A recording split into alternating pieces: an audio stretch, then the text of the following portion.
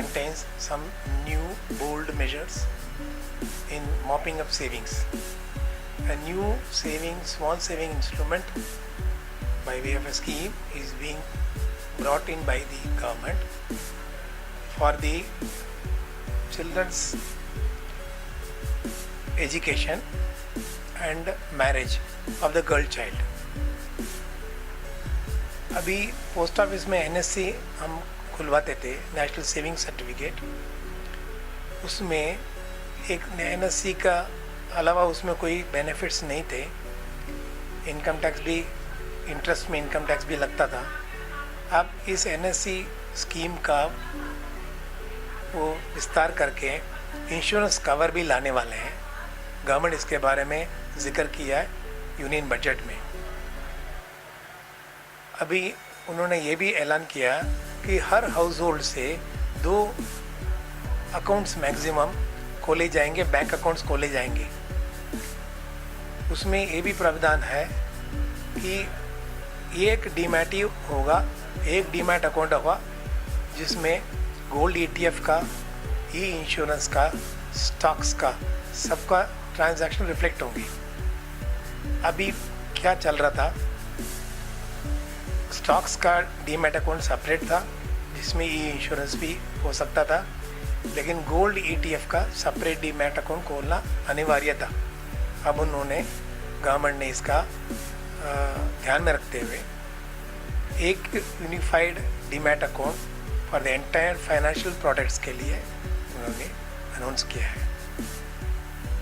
एक और महत्वपूर्ण जो बात कही गई है इस बजट में वो है कि KYC नॉर्म्स अलग अलग किया जाता था। बैंक्स के KYC नॉर्म्स अलग होते थे। KYC means know your customer, इसके लिए एड्रेस प्रूफ, आइडेंटिटी प्रूफ दिया जाना अनिवार्य होता था, उससे बिना बैंक खाता नहीं खुलता था।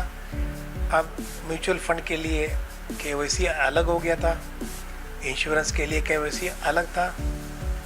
अब गवर्नमेंट ने अनाउंस किया है कि यूनिफाइड KYC नॉर्म्स होंगे एंटायर फाइनेंशियल सेक्टर के लिए। अब इस बजट में कुछ और हाइलाइट्स है जो हाउसिंग लोन से रेफर करता है। हाउसिंग लोन के बारे में है।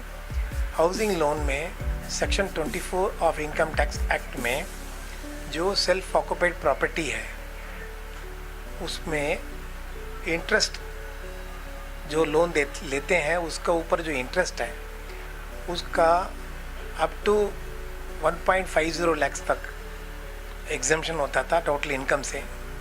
इस बजट में उसको बढ़ा के 2 लाख रुपीस कर दिया है।